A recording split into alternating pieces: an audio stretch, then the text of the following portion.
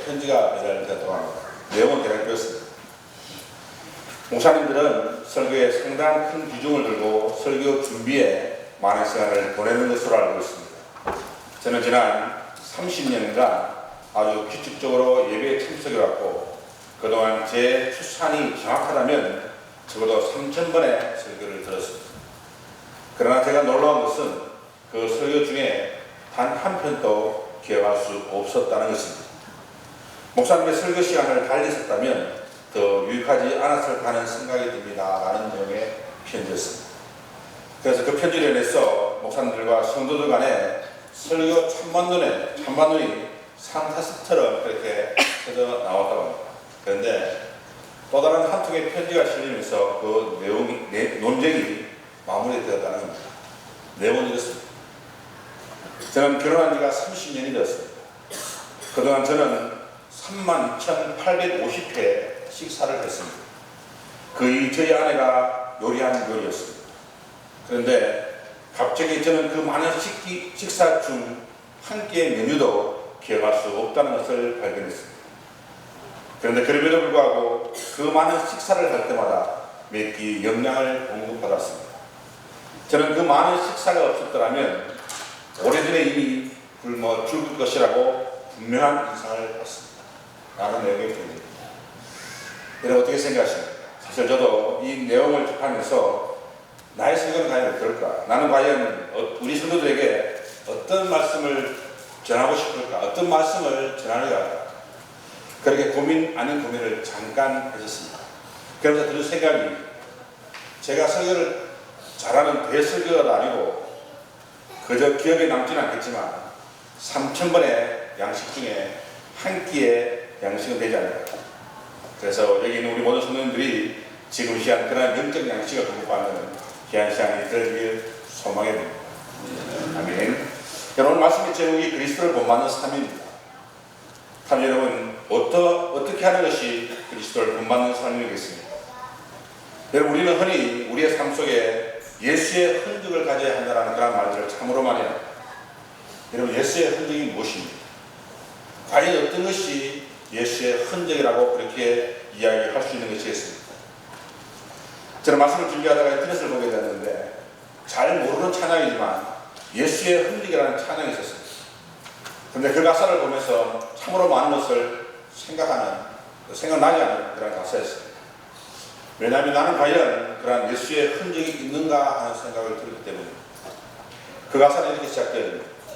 주님 내게 말씀하시네 주님 가신 그 길을 두려워하지 마 가라 하시니 주님 가신 그 길을 골고다 언덕 오르신 예수님의 흔적을 가지고 세상을 이기라 하시네 주님 내게 말씀하시네 예수의 흔적 예수의 흔적 주님 말씀 따라 살아가리라 주님 가신 그 길을 예수의 흔적 예수의 흔적 나의 모든 것을 다 내려놓고 주님 가신 그 길을 걸으리 예수의 흔적. 여러분 어떻습니까? 여러분 예수님은 여러분들이 찬양 가사 속에서 무엇을 느끼십니까? 여러분 주님께서는 분명히 말씀하셨습니다. 우리 보고 그 길을 가라고 말입니다. 그런데 그 길이 어떤 길입니까? 그 길은 십자가의 길이며 그 길은 자신의 모든 것을 다 내려놓고 가는 그러한 길이라는 것입니다. 그것이 바로 예수의 흔적이라고 말씀하고 있다는 겁니다. 그런데 우리는 입술로는 이렇게 찬양을 하면서도 아직도 그 길로 가지 못하고 있다는 사실입니다. 이런 핑계 저런 핑계 다 되면서 예수를 믿는 것도 안 믿는 것도 아닌 그냥 그런 상태로 어쩔 수 없이 교회로 나오는 사람들이 오히려 너무나 많다는 사실입니다. 그러면서 이렇게 이야기합니다. 예수님 이 길이 너무 힘들어요. 이것 좀 내려놓으면 안 될까요? 여러분 이것만 좀 하지 않으면 너무나 좋을 것 같다고 그렇게 이야기하는 우리의 모습을 보게 된다는 겁니다. 하지만 여러분 우리 주님께서 가신 그 길은 십자가의 길이었습니다. 그리고 하늘 영광 모든 것을 다 내려놓고 가신 그러한 길이었다라는 사실입니다. 그리고 지금 우리는 그 길을 가겠다라고 고백하는 사람들로 이렇게 모여 있습니다. 그런데 고백은 그렇게 하면서도 실상은 그 길로 가지 못하겠다고 한다면 우리는 과연 어떻게 되는 것이겠습니까? 여러분 우리는 세상의 일반적인 삶의 논리 가운데 살아가고 있는 사람들은 분명합니다. 그래서 열심히 노력하고 그 노력의 결과물을 보여야 하고 그래서 그것이 결론인 것처럼 치부해버리는 삶이 바로 세상의 삶의 논리, 다시 말해서 자신의 어떤 노력이나 결과를 통해서 어떤 형태로든지 그 결과물이 나와야 하고 자신의 삶의 변화 또한 반드시 변화되어야 한다라고 그렇게 생각하는 것이 지금의 우리들의 모습이라는 것입니다. 그런데 그러면서도 사실 교회에서는 예수의 흔적을 이야기하지만 그것은 교회에서는 하는 이야기일 뿐 결코 자신의 삶과는 상관없는 그러한 단어로 취급해버리는 경우도 우리는 허다하다는 사실입니다. 하루 여러분, 주님께서는 뭐라고 말씀하십니까? 십자가 길을 가라고 말씀하십니다. 자신의 모든 것을 다 내려놓고 가라고 말합니다. 그렇게 말씀하셨습니다. 그런데 지금 우리들의 모습을 보면 나는 도무지 할 수 없는 일이다. 그것은 목사님이나 성경에 나오는 어떤 특별한 분들만 하는 일이라고 그렇게 생각해 버린다는 사실입니다. 하지만 여러분, 성경을 가만히 읽어보면 아시겠지만 그분들 또한 처음에는 다 못 가겠다고, 나 같은 주인이 어떻게 그 길을 가겠냐고, 어떻게 그 일을 하겠냐고 그렇게 이야기했던 사람들이라는 사실입니다. 그런데 그분들이 말씀에 순종하는데 그 순간 어떻게 되었습니까? 바울이 갔던 그 길이, 베드로 갔던 그 길이, 어시마는 도마 같던 컴플렉스가 이만저만이 아니었던 삭개와 같은 그 길이 갔던 그 사람, 그 길이 내가 갈 수 있는 그러한 길이 되었다라는 사실입니다. 그래서 오늘 말씀의 제목도 말씀의 시작도 그러므로 사랑을 받는 자여 같이 너희도 하나님을 본받는 자가 되라고 그렇게 말씀을 하고 있는 것입니다.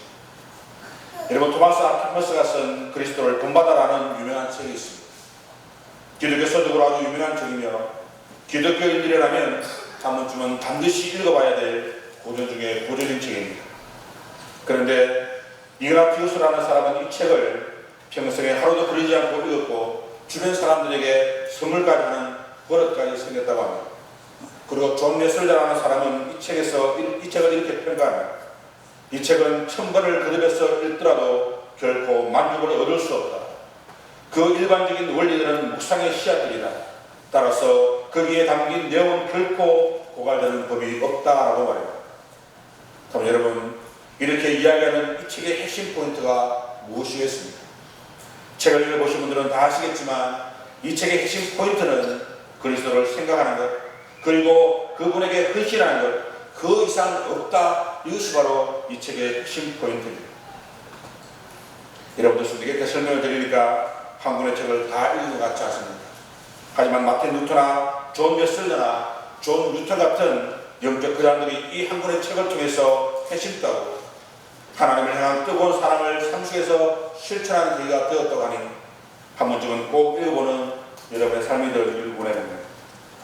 하여튼 어찌되었든 그리스도를 본받는 사람, 그것은 우리의 삶 속에서 예수의 흔적을 남기는 그런 삶이라는 사실입니다. 그런데 여러분, 아까 당시 말씀을 드렸지만 그럼에도 불구하고 드는 불안감이 있습니다. 과연 나 같은, 아니 우리 같은 사람들이 할 수 있을까? 그런 생각이 떠나지 않습니다. 여러분 어떻게 생각하시나요? 여러분들은 할 수 있을 것 같습니다. 결론부터 말씀드린다면 할 수 없을 것입니다. 하지만 진정으로 예수님의 사랑을 깨닫게 된다면 상황은 완전히 달라진다는 것입니다. 여러분 보십시오. 1절 말씀을 보게 되면 그리스도를 본받기 위해서는 반드시 따르는 행위가 있다는 겁니다. 여러분 그것이 무엇입니까? 하나님의 사랑을 입은 자녀같이 하라는 겁니다. 그리고 2절 이하에 시작할 때도 뭐라고 말씀합니까? 그래서 너희를 사랑같이 하라는 겁니다. 다시 말해 하나님의 사랑을 깨닫게 되면 그 모든 것이 가능해진다라는 것입니다. 여러분 내 힘으로 말합니까? 아닙니다. 내 속에 내주에 계시는 하나님의 사랑으로 그 모든 것이 가능해진다라는 그런 말씀입니다. 그래서 사도 바울은 에베소 교회 성도들을 향해서 하나님을 본받을 할 때 그 속에 하나님의 사랑과 용서를 본받으라고 그렇게 가르치고 있는 것입니다. 그런데 그 사랑이 어떻게 표현되고 있습니까? 2절 말씀을 보니 그래서 너희를 사랑같이 너희도 사랑 가운데 행하라. 그는 우리를 위하여 자신을 버리사 향기로운 제물과 희생제물로 하나님께 드리셨느니라. 여러분 무엇을 말하는 것이겠습니까? 우리가 세상을 살아갈 때 그 모든 삶의 방식의 동기는 바로 사랑이어야 한다는 말입니다. 하지만 문제는 이것만을 말하고 있지는 않다는 겁니다. 여러분 하나님의 사랑이 우리 인간의 자력으로 가능하다고 생각되어 주십니까? 그래서 우리가 그 사랑을 깨닫게 되면 그 모든 것이 가능해질 것처럼 그렇게 느껴지십니다. 여러분, 그것이 그렇지 않다는 것입니다. 여러분, 우리가 하나님의 사랑 가운데 살아가야 한다는 말들을 참으로 많이 하고 그 말에 다들 동의를 하실 것입니다. 여러분, 그렇지 않습니까? 이 세상을 살아갈 때 그 사랑이 없으면 아무것도 아닌 걸 우리는 늘 의식하고 살아가고 있다는 것입니다. 다만 문제는 우리가 그 사랑을 실천함에 있어서 은근히 실패를 하고 있다는 겁니다. 왜냐하면 그처럼 그 사랑을 실천하는 것이 생각처럼 쉽지 않기 때문입니다. 그 사랑을 행하는 순간에도 미운 생각이 들기 때문입니다. 분명히 사랑해야 하는데 그런데 실제로 나에게 나타나는 이상은 그와 정반대일 경우가 너무나 많기 때문입니다. 여러분, 그렇지 않습니까? 책에 배운 대로 하면 분명 사랑해야 하고 드라마에서 본 대로 하게 되면 분명 그 순간에 그 아이를 이해하여야 하고 모든 것을 다 들어줘야 할 것 같은데 근데 실제로 여러분 어떻습니까? 그 순간만 되면 자신도 모르게 짜증이 나고 버럭 손도 지르고 때로는 입에 담을 수 없는 그런 욕설도 하는 자신의 모습을 발견하게 된다는 겁니다. 그러고 나면 또 후회를 하고 참으로 바보 같은 정말 참으로 못나 보이기까지 그렇게 하는 모습이 바로 우리들의 일상의 모습입니다. 물론 그렇지 않은 사람도 있을 것입니다. 그럼 여러분, 우리가 어떻게 해야 하는 것이겠습니까? 오늘 말씀을 통해 진정 그리스도를 본받는 삶을 살아가는 그러한 여러분의 삶이 되어지기를 간절히 소망해 봅니다. 먼저 아까도 말씀드렸지만 그리스도께서 너희를 사랑같이 하라는 겁니다. 왜냐하면 이것 외에는 다른 방법이 없기 때문입니다. 그렇다면 그리스도의 사랑이라는 것이 어떤 사랑이겠습니까? 그것을 오늘 말씀에서 이렇게 말합니다. 우리를 위하여 자신을 버리사 향기로운 제물과 희생제물로 하나님께 드리신 그러한 사랑이라는 겁니다. 그래서 여러분 다 아시는 것처럼 예수님께서는 우리를 위해 십자가에 죽으셨습니다. 그리고 하늘보다 버리시고 이 땅에 오셔서 온갖 멸시와 고난 그리고 고통을 다 당하셔야 했고 심지어 십자가에서 죽기까지 하셨습니다. 그런데 여러분, 이것이 예수님께서 어떤 보이지 않는 힘에 굴복하여서 그렇게 하신 것이겠습니까? 그렇지 않다는 겁니다. 예수님께서는 이 모든 것을 친히 자신을 스스로 버림으로써 감당하셨던 일이라는 점입니다. 그래서 여러분, 우리가 해야 할 일이 바로 이것입니다. 자신의 모든 것을 버리신 그 예수님의 사랑, 입으로만 예수의 길을 가겠노라고 고백하는 것이 아니라 내 삶을 주 앞에 완전히 내려놓는 삶, 이것부터 우리가 해야 할 일이라는 사실은 물론 쉽지만은 않습니다. 하지만 우리가 예수의 흔적으로 그리스도를 본받는 삶을 살기 위해서는 이 첫발부터 내딛어야 한다는 겁니다. 여러분, 여호수아가 요단강을 건널 때 처음에는 아무런 일도 나지 않았습니다. 흐르는 강물은 그대로였고 몰아치는 강물은 그대로였습니다. 어떠한 조짐도 보이지 않았습니다. 그런데 그때 여호수아가 요단강을 향해 첫발을 내딛는 순간 홍해가 갈라지는 것처럼 요단강이 갈라지는 일을 경험하게 되었다는 사실입니다. 그럼 여러분, 그 사실을 믿고 첫발을 내딛는 여러분의 삶이 되기를 바랍니다. 그래야 우리가 은혜의 강가로 나아갈 수 있는 것입니다. 여러분, 우리가 왜 사랑한다고 말하면서 실패하고 넘어지는 줄 아십니까? 그것은 내가 가지고 있는 사랑으로 그것을 할 수 있다고 생각하기 때문입니다. 그러니 그 사랑이라는 것이 얼마나 시시할 수 있고 얼마나 자주 넘어지고 얼마나 실패를 하는 것이겠습니까? 그래서 먼저 자신을 버려야 합니다. 그래서 내가 가진 사랑이 아니라 주님의 사랑으로 내가 너희를 사랑같이 너희도 서로 사랑하라고 말씀하신 그 말씀대로 우리가 첫발을 내딛는 겁니다. 그리고 그것을 그리스도를 본받는 사람이 되기 위해서는 세상의 정욕을 벗어야 한다고 말합니다. 여러분, 3절 말씀을 보니 어명과 온갖 더러운 것과 탐욕은 너희 중에서 그 이름조차도 부르지 말라. 이는 성도에게 마땅한 한이다라고 말합니다. 여러분 보십시오. 어명과 온갖 더러운 것과 탐욕은 이름조차도 부르지 말라는 겁니다. 이 얼마나 악에 관하여 민감해야 함을 이야기하는 것이겠습니다. 그런데 문제는 이러한 악들에 대해 그 당시 헬라 시대에는 이미 일상화되어 있었다는 것입니다. 다시 말해 사도 바울은 이러한 일상적인 죄악에서 우리가 예민해질 필요가 있다고 우리에게 이야기하고 있는 것입니다. 여러분, 성경을 분명하게 말합니다. 악은 그 모양이라도 버리라고 말합니다.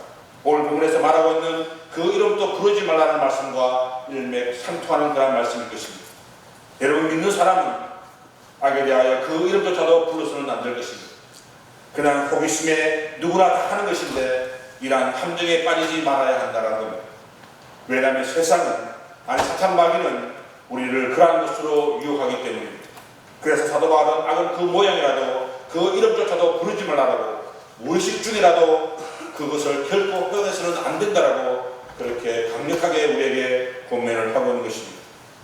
그래서 이 시간 우리가 왜 악이라 그 이름조차도 부르지 말아야 할지에 대해서 한 시를 통해서 알아보도록 하겠습니다.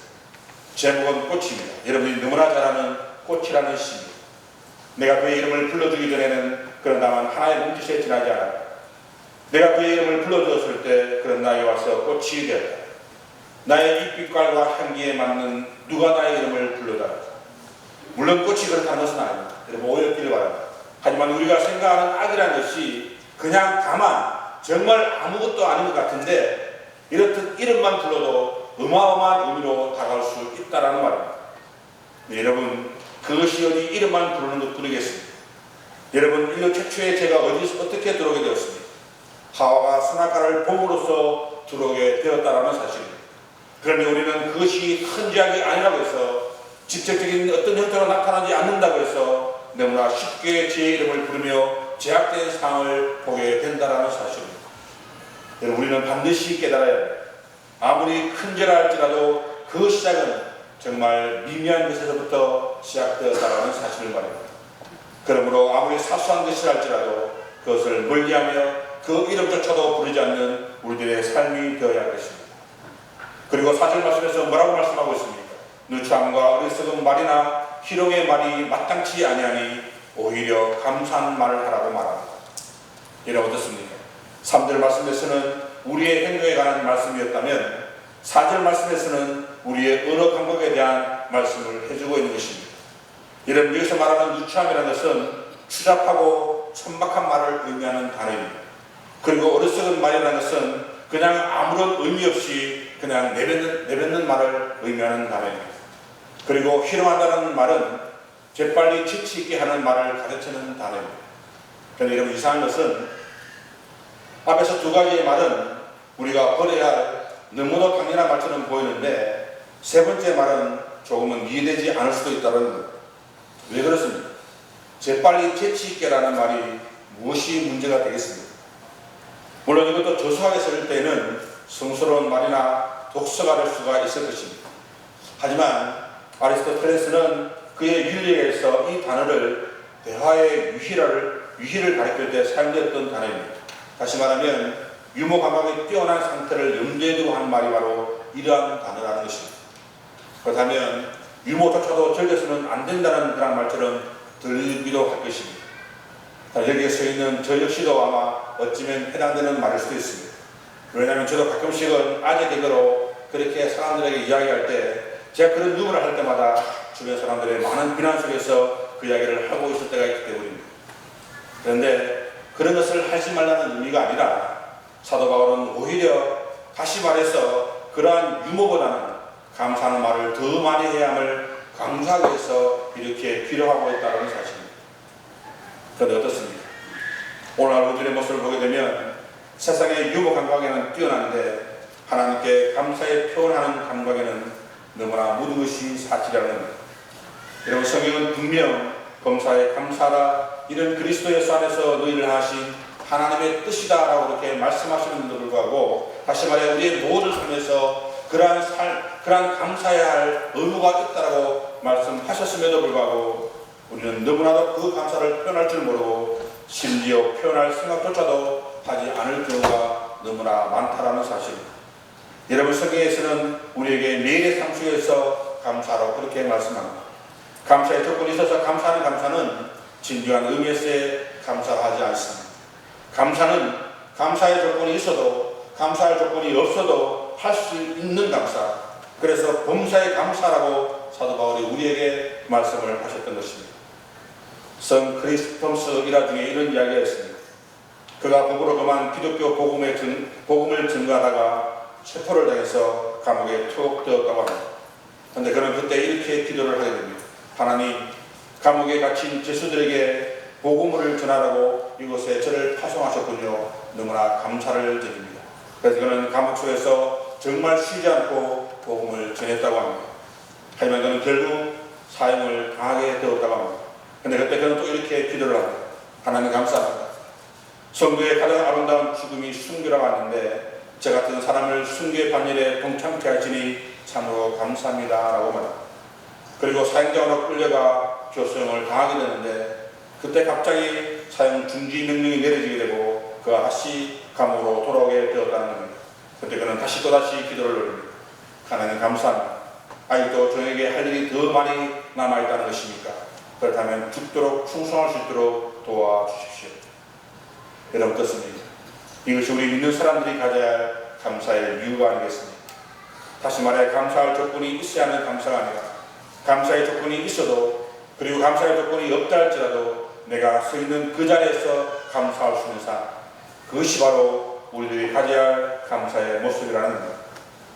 하지만 여러분, 새 옷을 갈아입어도 헛누더기로 보이는 사람이 있고 좋은 차를 타고 다니도 촌스럽게 보이는 사람이 있습니다.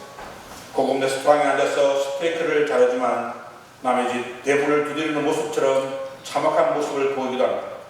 모든 것에 부족함이 없이 꽤나 거듭을 피우지만 단 한 푼도 남아있지 않는 예금 통장같이 허전하고 궁핍한 모습처럼 느껴지는 사람도 있다는 겁니다. 그것이 바로 감사할 줄 모르는 사람의 모습입니다. 그래서 인이라면 그래서 인답게 그렇게 살아야 합니다. 그러나 그런 삶을 살아가지 못하는 삶이 바로 그런 사람들의 모습이라는 것입니다. 사랑하는 여러분, 여러분들은 하나님의 은혜에 감사하는 뛰어난 은혜 감각을 가지고 있습니다. 또한 범사에 감사할 그런 은혜가 여러분들에게 있습니다. 만약 그것이 없다면 여러분들은 오늘 말씀을 가슴 깊이 새기길 원합니다. 왜냐하면 그렇게 살지 않으면 입으로는 예수의 흔적을 찬양하고 입으로는 그리스도를 본받는 삶이 되자라고 그렇게 이야기할 수는 있겠지만 그 삶은 우리와는 완전히 별개의 그런 사람을 살게 될 것이기 때문입니다. 그러므로 그리스도를 본받는 사람이 되기 위해서는 무엇보다도 그리스도께서 우리를 사랑하신 것 같이 우리도 그렇게 사랑해야 합니다. 내가 할 수 없는 벅찬 사랑이라고 바뀌면 하지 마시고 내 속에 내재 계시는 주님의 능력으로 살아가는 우리들의 삶이 되어야 한다는 것입니다. 자신의 두 아들 동신과 동인이 숨겼을 때 손아가 목사님은 감사금을 10만 원이나 하셨다고 합니다. 그 당시에 그분의 월급이 50원인점을 감안한다면 200개월치의 월급에 해당되는 돈을 두 자식이 죽음 앞에 감사 헌금을 드렸던 것입니다. 여러분 어떻게 이것이 가능했겠습니까? 세상에 주는 만족이 아니라 주님이 주시는 만족으로만 가능했기 때문입니다. 그래서 그분이 쓴 시 중에 제가 제일 좋아하는 시 한 편을 읽어드림으로 오늘 말씀을 마칠까 합니다. 제목은 9가지 감사라는 제목의 시입니다. 나 같은 개인의 혈통에서 순교의 자식을 나게 하시니 감사합니다. 그다음 많은 성도 중에서 이런 보배를 나에게 주셨으니 감사합니다. 삼남 삼녀 중에서 가장 귀여운 맏아들과 둘째 아들을 바치게 하시니 감사합니다. 한 아들의 순교도 귀하거늘 하물며 두 아들이 함께 순교했으니 더욱 감사합니다. 예수 믿고서 왓석 종신에도 복이라고 했는데 전도하다 총살 순교했으니 더욱 감사합니다. 미국 가려고 준비하던 아들이 미국보다 더 좋은 천국에 갔으니 내 마음이 안심되어 더욱 감사합니다. 내 아들을 죽인 원수를 회개시켜 아들을 삼고자 하는 사랑의 마음을 주신 하나님께 감사합니다. 내 아들을 순교의 열매로서 무수한 천국의 열매가 생길 것을 믿으면서 감사합니다. 역경 속에서도 하나님의 사랑을 깨닫게 하시고 이길 수 있는 믿음을 주신 하나님께 감사합니다. 여러분 어떻게 생각하십니까? 감사는 내가 하는 것이 아니라 주님이 하게 하실 것입니다. 그럼 여러분들의 모든 것을 주님 앞에 내려놓는 여러분 삶이 되기를 원합니다. 그렇게 할 때 예수의 흔적이 여러분 마음속 깊은 곳에 누구도 감히 표현할 수 없는 그런 곳에 새겨지게 될 것입니다. 그러므로 그러한 감사로 그러한 은혜로 살아가는 여러분의 삶이 되어지길 간절히 소망합니다. 기도하시겠습니다.